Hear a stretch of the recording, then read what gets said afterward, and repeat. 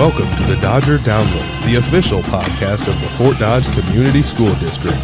Each episode brings you the latest updates from our schools, including school board recaps, interviews with educators, staff, and students, plus upcoming events and stories from around the district.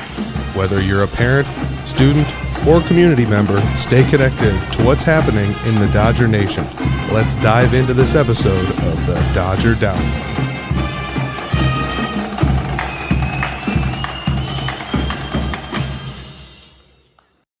Welcome to the Dodger Download, the official podcast of Fort Dodge Schools. I'm Superintendent Josh Porter. In today's episode, we're getting the inside scoop about the Iowa High School Girls Union and the Iowa Girl.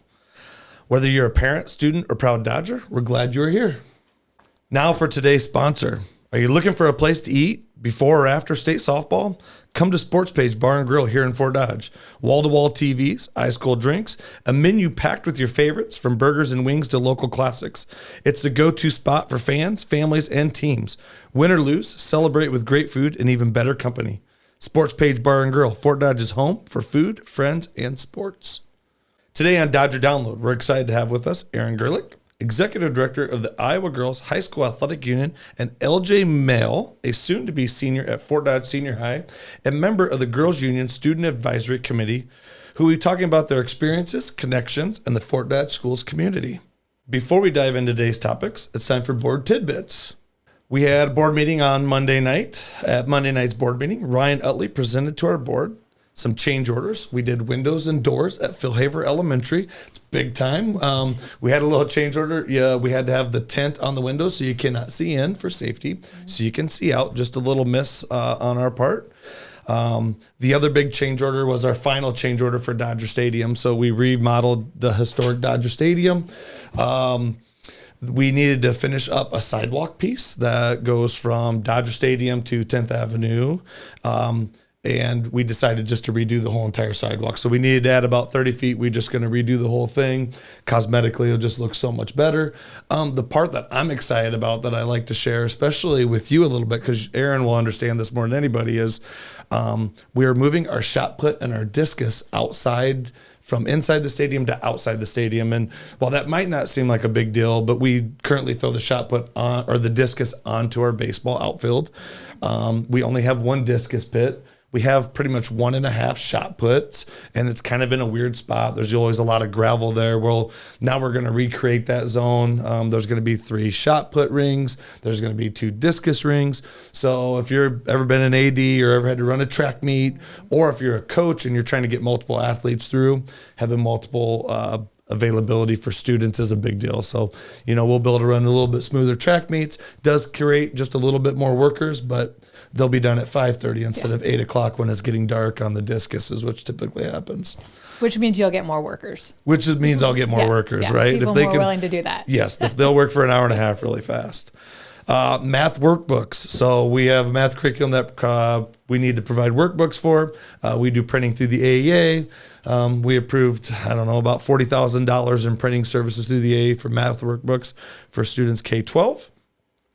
We also recognize our business department for excellence and financial reporting reward from ASOB International Certificate of Excellence. So kudos to our business department and our school district. I think this is about the 10th year in a row or 12th year in a row we've got the award. We also approved a chiller overhaul. Didn't know what that was until about last week. But Train, the company we work with, every 12 to 15 years suggested a chiller overhaul. About $140,000 to do a chiller overhaul. So really expensive, but it's really important that the heating and cooling works at Fort Dodge Middle School. So that was an important approval last night. All right. So, hey, let's get to why we're here today. I have Erin Gerlich and LJ Maehl. And so excited to have our listeners get to know you guys a little bit. I've known Erin for a really long time. So we're both products of Southwest Iowa. Yeah. While I was from Fort Dodge, I was in Southwest Iowa a long time. She was AD at Panorama. I was in Clarinda, and so we got to know each other through that. We served together on the Southwest Iowa committee for a little bit for ADs down there. And so we've stayed with that connection. I was an AD while she became the executive director of the Iowa High School Girls Athletic Union. And so we've stayed connected. We have connections through state softball and state cross country as well. And I'm happy to call her a longtime friend and someone that we can connect with and call and bounce things off of. Whether it's exciting news or something we just need to get off our chest a little bit. So, and LJ is a great representative of Fort Dodge Community School District. She serves on the student advisory board at the Iowa High School Athletic Girls Union. Super excited about that. That's the second student I've had in my career that was on that board.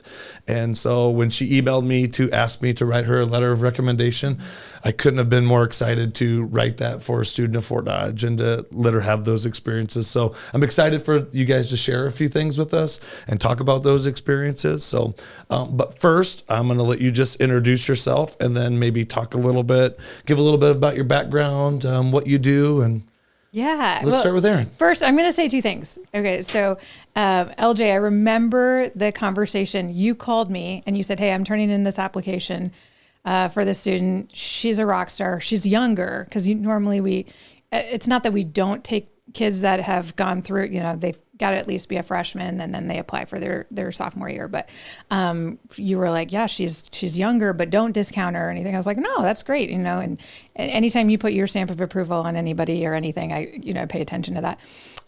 So that was really fun of just like, I remember that. Right. Yeah. And so that was awesome. But yeah, Josh, I think when I think about our relationship, it's like we grew up professionally together, right? Like we kind of have that of, started off kind of as young bucks and trying to work our way through, like you said, in Southwest Iowa, and got to really kind of go and grow together, which was awesome, and support each other along the way. And there's a lot of other people, not just in Southwest Iowa, but ADs across the state that I kind of feel the same way about. We got to grow up professionally together, which is really cool. So, but yeah, I'll let you chime in, LJ. I'm LJ Maehl. I'm going to be a senior this year, and I'm a fourth generation Dodger. I'm really, really proud of that. I think that's really cool. Yeah, it's awesome. I play volleyball, basketball, and track, and then I am student body vice president, and I'm in the choir. And I'm a part of the Iowa Girls Athletic Union Student Body Advisory Committee and our high school Student Body Advisory Committee. So that's fantastic. Yes. My background is a little, I think non-traditional when it comes to people who are maybe in athletic administration or people who have kind of held my position before. But yeah, I am from Panorama, Iowa girl, right? But really love my time at Panorama. Went to Iowa State, background in athletic training. So I was a four-sport athlete. Most of my time growing up, it was in dance and choir and speech. I laugh because I'm like, the only thing I ever went to state in was speech, right? But my name is not on record boards, and that's just fine with me. But loved my time in athletics and just really became well-rounded, I think, because of my time in athletics and activities. But that led me to sports medicine, athletic training, got my master's at Oklahoma State, and worked for their athletic department for a few years and kind of started my career off that way, more on the sports medicine side, and then diving into kind of a director of operations position within the athletics department. And then ultimately decided it was time to come back to my hometown of Panorama. They had an AD position open. And the principal there at the time was my former government teacher. So again, your small town connections and things like that. And said, "Why don't you come on back for an interview? Let's see how this works," right?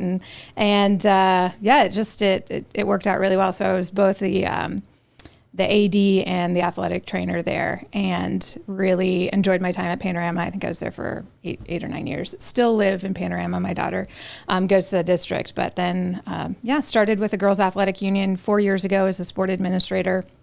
And my first big project was girls wrestling, and got to sanction that. And that was an awesome experience. It's still really wild in how we're trying to grow and capture it, but it's been a lot of fun. And then, this past year, about 14 months ago, I took over as executive director. So the wild ride continues, but it's been awesome. And Now, she has a lot of help, but she downplaying a little bit. But the executive director of the Iowa High School Girls Union is a big job. I mean, that is like, it's like being the superintendent of the schools or almost every school in Iowa at some point. So she's a lot of great help, a lot of good people that you work with that we've got to know.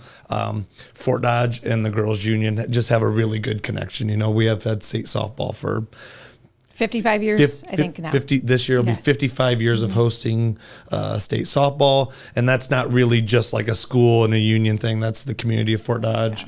Lori Brandahorst has been a big piece of a lot of this for a long time, as you know, and they'll be here a lot over the next couple of weeks. Yeah. So the first question is just really, I'm going to start with LJ a little bit, is like, what inspired you to get involved on the Student Advisory Committee?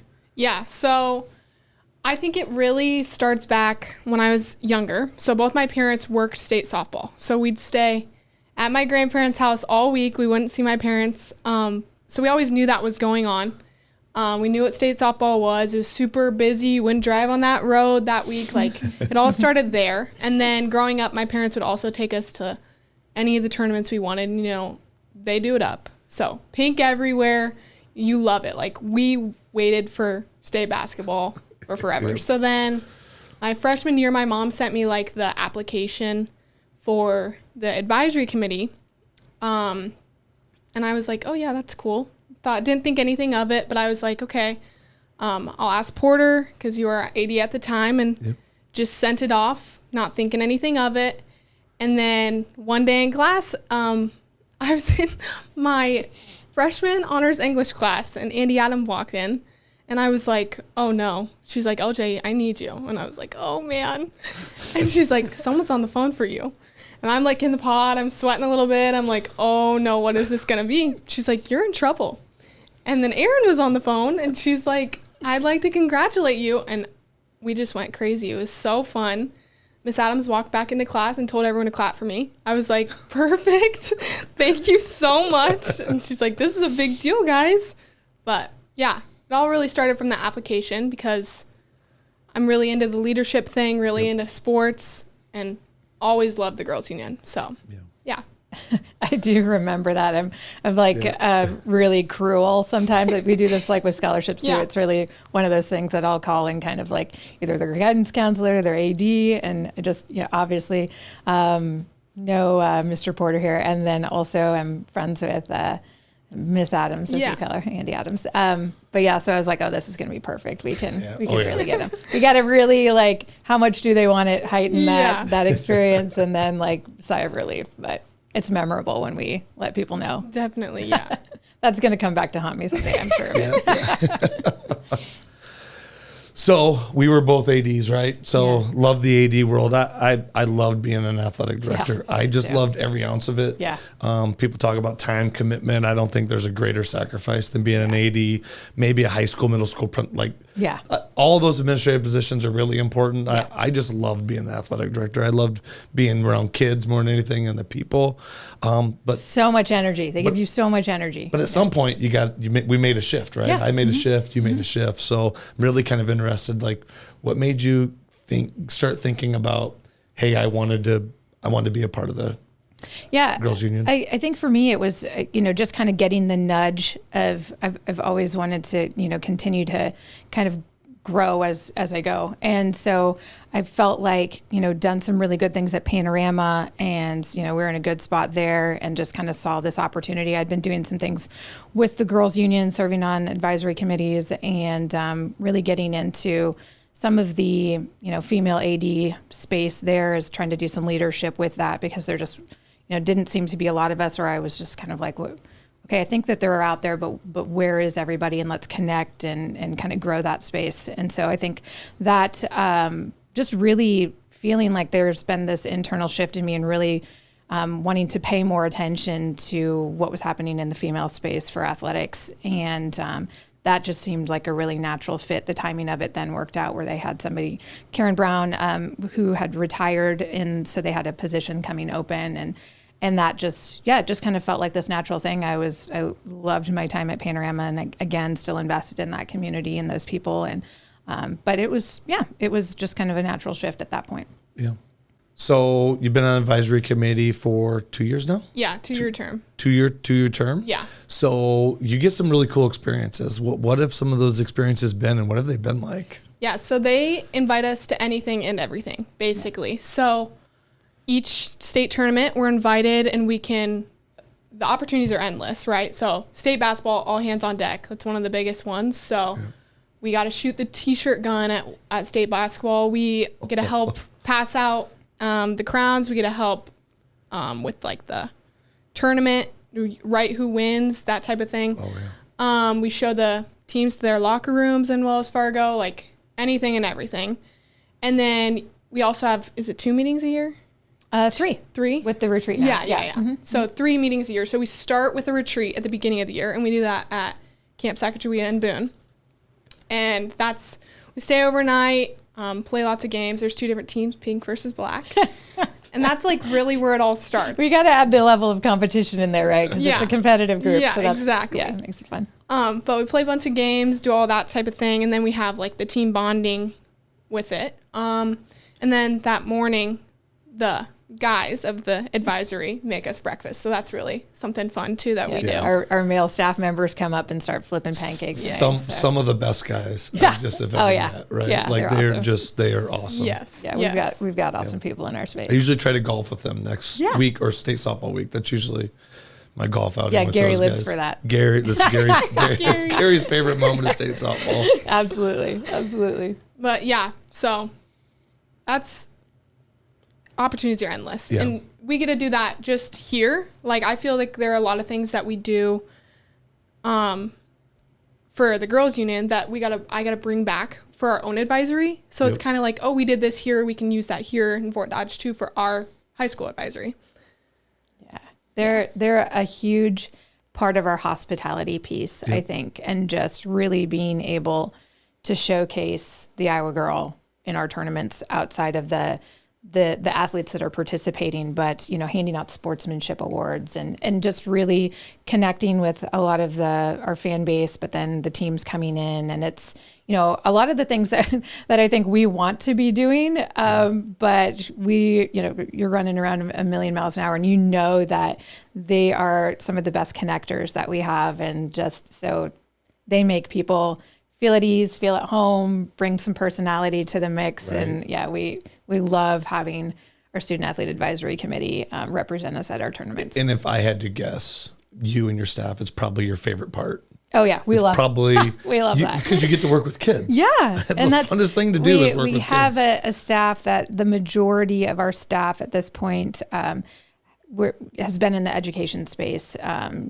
And working with kids. A lot of our staff has been former ADs and some things like that. And so I think that was the thing that we knew we would miss the most when we left the school space was the kids. And we're all kind of buzzing when we get to be around them a little bit more.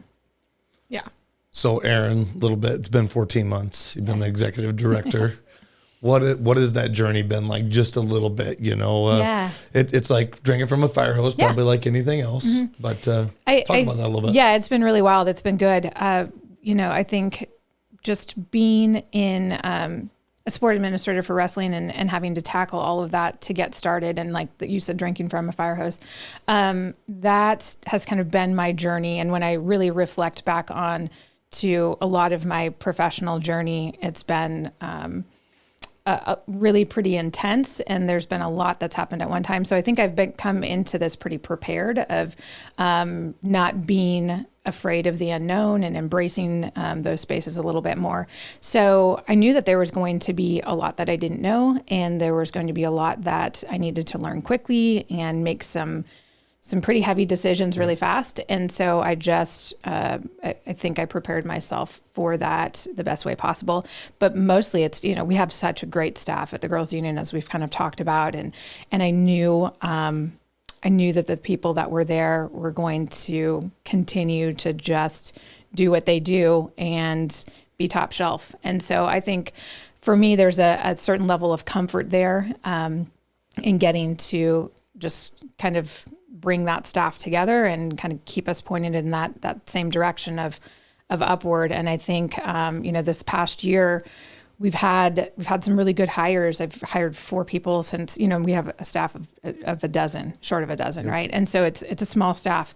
And so we've had quite a bit of turnover in the last couple of years, but, to be able to add 4 people and who bring a wide array of different experiences is really, really exciting. So I think, some of that was in my, my first few months of that was kind of planning those things in my brain and trying to put the puzzle pieces together of where I thought the gaps were going to be. And now that's all coming to fruition, which is really, really exciting. Yeah. And I think people now kind of feel that in the office. And for a while, it was just like, okay, trust me. I know that this is out of left field, or I know that this isn't, this is a little against the grain, but I think that this is going to work. Yeah. And so I think now we're really starting to come together. Everybody is now in the office and around the table. And I think that's going to be awesome. And I think next week at state softball is when we're really going to feel that. That's awesome. And we've talked about state softball a lot, but we also host state cross country, which almost takes more workers and more collaboration and more, it's just it's a big overhaul, right? It is, and probably in some of the most interesting weather conditions too. And so right. And so we collaborate with the Boys High School Athletic Union on that, with the Girls Union, the school, and the city. So it takes tons of collaboration. And so one thing that I was going to mention that is not something I prepared you before at all, but did you ever really know the impact that legislative decisions were going to have on your role as executive director? Because as a superintendent, I did not. It was just so far from my thinking. And I know they put in a lot of work and a lot of time, but there's a lot of decisions that are made that impact our work. And then you go back and have to shuffle the cards and try to figure out how you're going to adjust and adapt, right? Yeah. And there's, as organizations, the Girls Union and the Boys Association, we can't lobby. We can't hire a lobbyist. We can't lobby ourselves. And so it's, we basically just try to provide facts and information and things like that. So it gets really interesting in that legislative space of what we kind of can or can't do. And so sometimes you feel like your hands are a little bit tied, and you hope people reach out, or you hope that your message is heard. But it definitely, this last year in terms of athletics and the impact on our organizations, we had so many things that were on the docket, and some things passed through that were really impactful for athletics and for our schools and things like that. And so, that's a big goal for me for next year, is that to make some more of those legislative connections, and so that people feel comfortable reaching out to me for more information and kind of working hand in hand with some of the people on the Hill to get some good things accomplished. And probably similar to the school, we figure out what it is, we abide by the policies and the laws, and we adapt and we adjust and we make it fit our school association, whatever that is. And then, trying to get clarification from the Department of Ed, 100%. Rules writing process, all that kind of stuff. So those are, you want to do it right. Yeah. And those are interesting pieces to kind of try to put together, but doing some good work there. So it's encouraging. LJ, so what has been the most exciting part about the advisory committee so far? Yeah. So far, I think it's something that all of us girls can definitely probably say has been the best part, has been the relationships we've built. So no matter where you are, you always have someone cheering you on, right? So this experience really expanded everybody I knew. So we have people from all over the state that we know now. And one thing we're really big on is cheering each other on. So if it's commenting on an Instagram post or someone that's always at the tournament, or even just with Erin and Madison, like building that relationship, that's huge. That feels really good. It's also like what I've gotten to bring back to Fort Dodge. Like that was something that I went out that I really wanted out of this experience too, is like people didn't always have the best, and still don't have the best view of Fort Dodge, right? And so I just wanted to with the Girls Union, I wanted to be like, no, this is like, we have a great place that we live. We have a great community, a great school district. Like I wanted to show that. And that was really important to me. The first thought I've been thinking about, and I don't know how long's the advisory committee been in place? Oh, so Lisa Brinkmeyer, I think, really spearheaded that. It's probably 7 or 8 years. I remember a Panorama student of mine was on the initial advisory committee. So my first thought, initial thought is, when is the first girl that served on the advisory committee going to have a job with the girls union? Yeah. It's going to happen at some point. It will. Undoubtedly it will. And that connection is going to be probably the impact that it has. Like, how cool is that? Like, that's going to happen someday. Yeah. And it's really kind of evolved because we just, we're just keep paying attention to their experience, I think. And so, like you said, it was Madison Melchert and I, we decided kind of, I think maybe this will be maybe the fourth time that we've done it.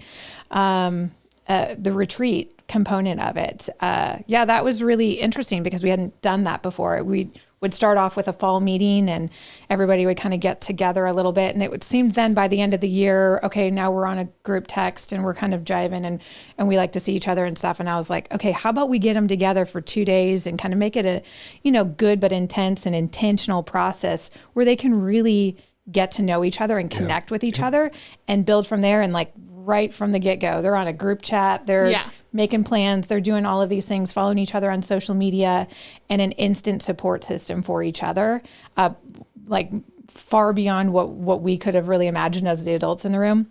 And so then we noticed then after that, each of the meetings that we had after that, they were so well connected. We didn't have to spend time trying to reintroduce the group or, bring people back around to it. And when they would see each other at the state tournaments, it's like hugs and let's get to work. And hey, we already talked about this. And like we could just kind of let them fly and let them go on some of that. And they started an Instagram account and TikTok and all of these things. And we just let them roll with it. And it's been incredible to let them do exactly what we brought them on to do, but they just, take it that much farther. So the retreat piece of it has been really huge in us getting those building blocks. And then when we have the 2-year term, we try to have a balance between the first years and the second year. So we have a nice mix of some veterans that can kind of lead the way. So again, as adults, we don't really have to do the hand holding. We can just say, all right, let's roll. And they just do. So, that's awesome. Yeah. Yeah. So the Iowa Girls High School Athletic Union is a big promoter of equity and opportunity for girls. Pretty much coined the phrase, the Iowa girl. Yeah. Even across the state, right? Yeah. That's just well known. Yeah. What's that mean to you guys and the importance of keeping that? We're one of the only states with 2 separate unions. Yeah, we are the only state. And we are the only state, right? State, there was at one time when I was early in my career, there's maybe a couple. We're like we're the only one now. So why is that important to you and to both of you as well, right? Well, yeah, I think just giving some quick background on why we exist, I think really matters because I don't think I even really understood this as an AD or somebody outside of the organization. So I think telling our story as to why we exist really matters. And so it was back in the early 20s, 1920s, and essentially the NFHS kind of came out and said it was unsafe for girls to participate in basketball and in sports, recreational activity. And basketball was kind of the big thing being played around the state. And so, it was, in a nutshell, basically decided that a group of superintendents from the Des Moines area said, we want to keep this going for our girls. If our girls can do chores alongside of the boys, they can play basketball, right? Like we're not worried about, we know the Iowa girl is about more and can do more. And so that spirit of why it all started, I think continues of like, we can absolutely do more and we can absolutely build on that. And so I think, then in the 50s, Dr. Cooley took over and really got it established and brought in some other sports. And so we like to say even, we were 50 years ahead of Title IX, right? Yeah. And when it was, Title IX was brought to the rest of the country in 1972, and it was just like this massive movement for, not just for women in athletics, but that was part of the trickle-down effect there. And so, there's a piece on Dr. Cooley and like on the cover of Time magazine of just like, we've been doing this, right? Like this isn't something foreign to us, and we know that this works and give these girls a platform and they'll rise to it. Like our state basketball tournament was televised before NFL games, just so the progressiveness that happened with female sports in Iowa is unheard of, unprecedented, right? And so when you understand that legacy of what we're continuing to build on, I think it is so important for us. You know, we take very seriously not only the equity piece, but just the showcasing of what the Iowa Girl is and what the Iowa Girl's about. And, you know, if anybody's paying attention to women's sports right now, right? Like what I like to say is, you know, there's a movement. There's a massive movement there. And our job is to make sure that that's not just a moment, not just like a blip in time, but it's like another way that we get to turn the page in athletics. And so again, we feel like we've been doing that on a state level for a while, and it's really awesome now that the rest of the country is catching up to some of that, and we get to showcase some of our best Iowa girls. You know, it's like the Caitlin Clark movement, right? Yeah. Love or hate her. Oh, yeah. If you're in Iowa, we love Caitlin Clark here in Iowa. Yeah. And what she's doing for the WNBA is unbelievable. What she's just doing for the female space, I think, is awesome. From a financial, from a viewership, unbelievable. Yeah, and I think that she is really, you know, it's the tip of the iceberg there, but it's again, that's what we feel like. And, you know, we offer our free live streaming at state events, and we do so many things to make the Iowa Girl visible, to keep her visible, because people want to watch, they want to pay attention to that. They love watching females in athletics and the good things they bring, the fundamentals to the game, the high IQ to some of these things. And so I think people, you know, give them a platform and they will watch that. And so I think we've been doing that on some level for a while. And the rest of the nation is figuring that out of like, wow, you put them on ESPN and shoot, that viewership skyrockets and people get excited about that. And it's like, yeah, you guys have been missing out for a long time, you know? So. Well, awesome. LJ, some thoughts on that a little bit? Like, I would say first, we had our spring meeting this year and we talked all about the history of Ewing Cooley and the Iowa Girl. And I think that's something that everybody should know about, because it truly blows your mind to know how deep the girls union runs. Like, it is insane. But I think as an athlete, especially in Iowa, it's super comforting to know how strong of a support system we have, how much the girls union cares about us and wants us to succeed and wants us to thrive. Like, you feel like they care and that they want you to have a good career. They want you to do the best you can, right? So with everything they do, how much they do things up and how great they run their events. Yeah. I get excited. Lots of pink. I'll see lots of pink shoes. I mean, like the best branding, you know, people are like, oh, you know, what's up with the pink? And I said, who else across the state of Iowa is pink or hot pink? Give me like, it's like a, you know, marketing genius there of like, you know where you are when you walk into that space because of the hot pink. And we get more conversation starters based on our shoes and our fun gear that we wear and that kind of stuff. And people love it. So why not? Right. Next question. What values do you hope that every student athlete or other students or other young girls get from participating in girls athletics or activities? Yeah. LJ? For me personally, I'm all about like being the hype teammate. So I want to cheer everybody on, no matter what, no matter how big the moment or how small the moment. I think that's really important.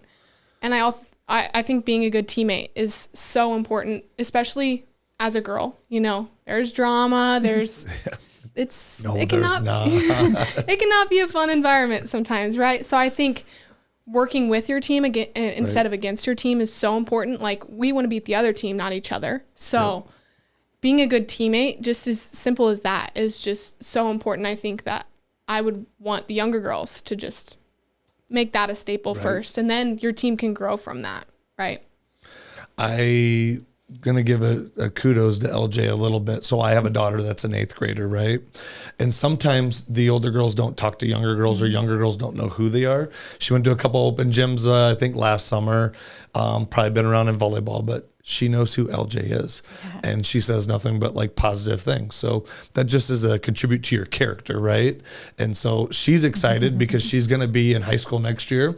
And when she's walking the halls, she's going to know who you are, and you probably know her, and you probably have said hi to her, and she values that. Like that means something to young kids that are growing in a system. And when girls sometimes, and even young kids, like decide not to participate, that could be the game changer, whether they're going to participate in a sport or not participate. And if you're going to advocate and get girls out for basketball, which we know the numbers have been on a decreasing level in some of our activities, not even just us across the state, it takes young ladies like you to reach out and really push and promote that those young girls to participate. I would have loved to have been on LJ's team, right? Like she is a hype girl, and not only, I mean, obviously you can wear the shoes of an all-star, right? But I think, just like you said, I think making that connection to some of those younger girls, because I'm sure you were the same way growing up, going to state tournaments and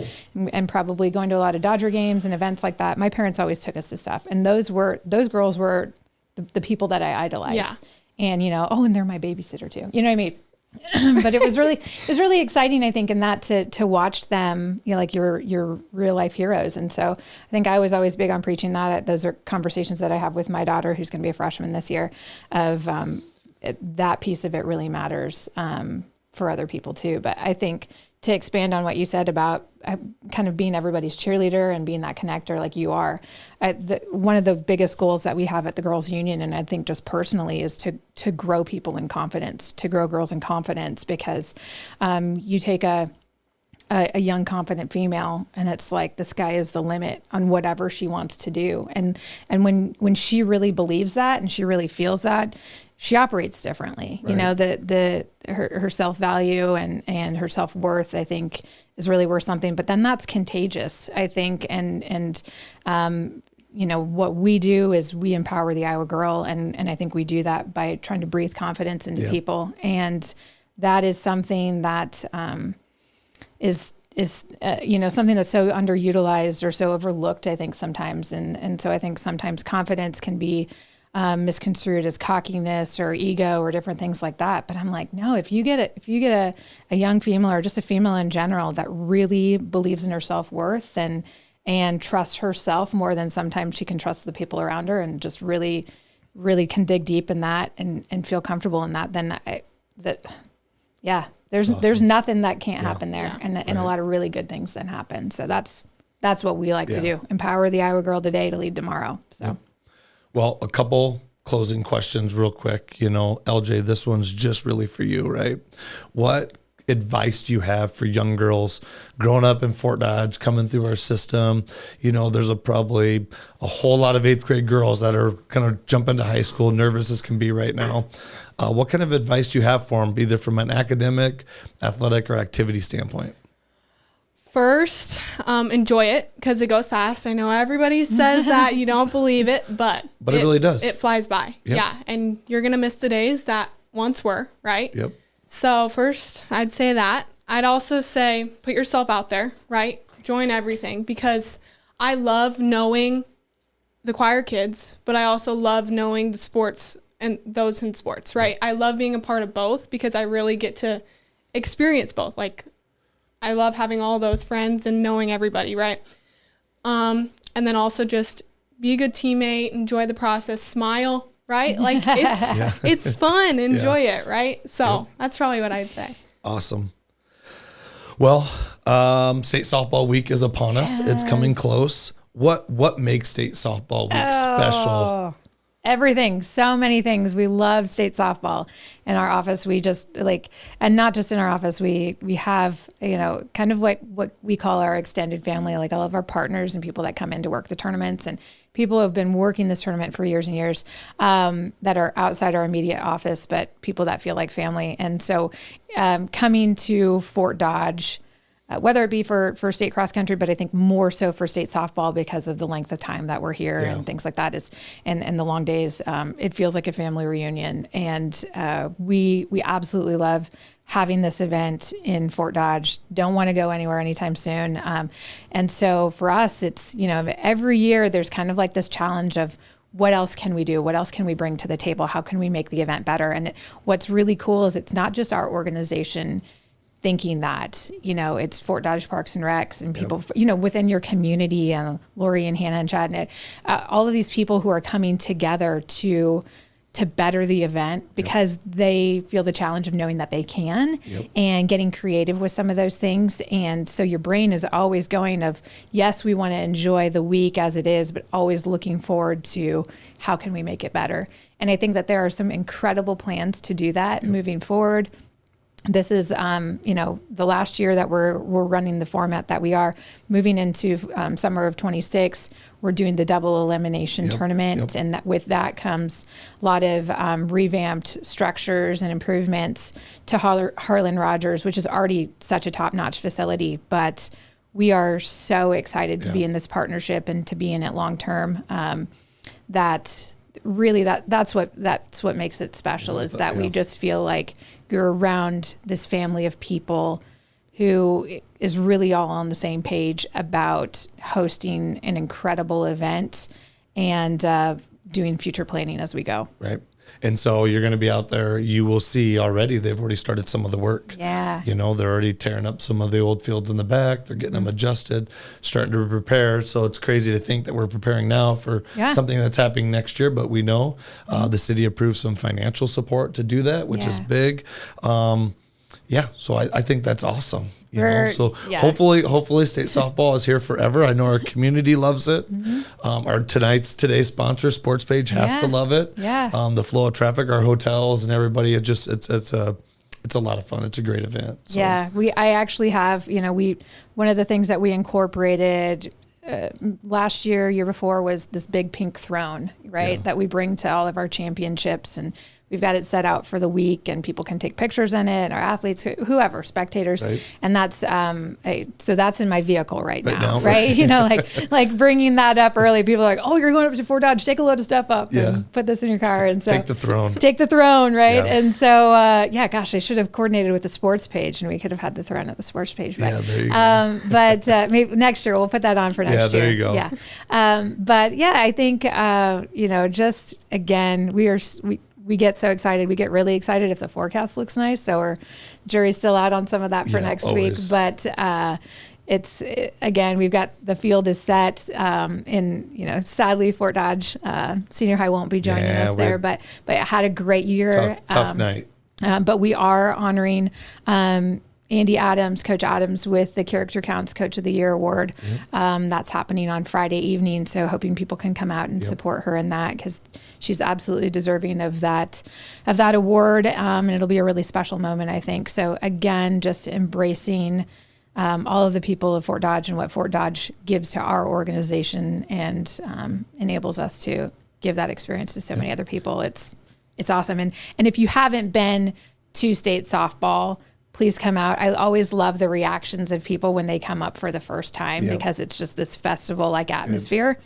And unbelievable we atmosphere. Get so many great compliments after that, and so many fun emails, or just people coming up with conversation of, this has been incredible for the whole family to enjoy. So awesome. We love that. LJ, are you helping with state softball? I am, yeah. So I'll do a little bit of working, a little bit of girls union work too. So Awesome. Yeah, you got to come out and see LJ if nothing else. Yeah, right? There you go.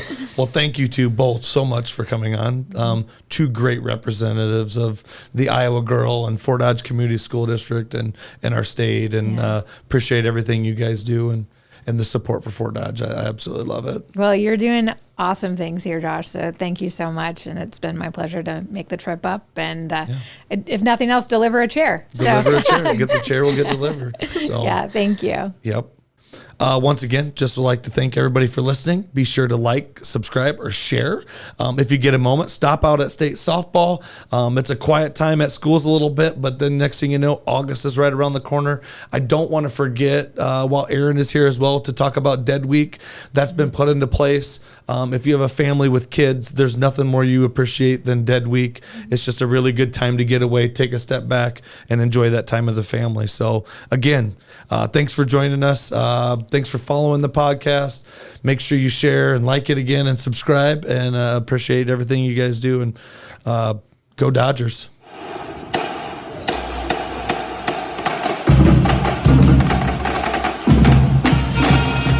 Thank you for listening to the Dodger Download, your source for all things Fort Dodge schools. Be sure to subscribe so you never miss an episode, and share with your friends, family, and fellow Dodgers. For more update and resources, visit us at fdschools.org or follow the Fort Dodge Community School District on social media. Until next time, keep showing that Dodger pride.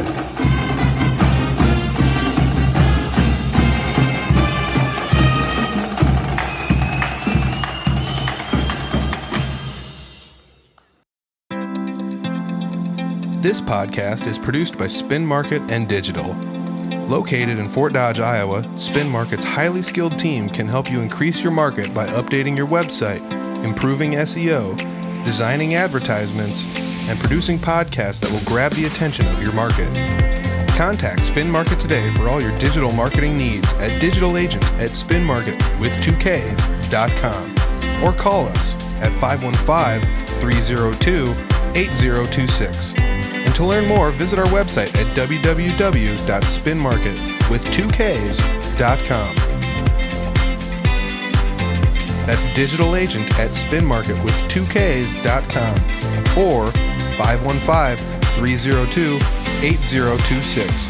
Or visit our website at www.spinmarket.com.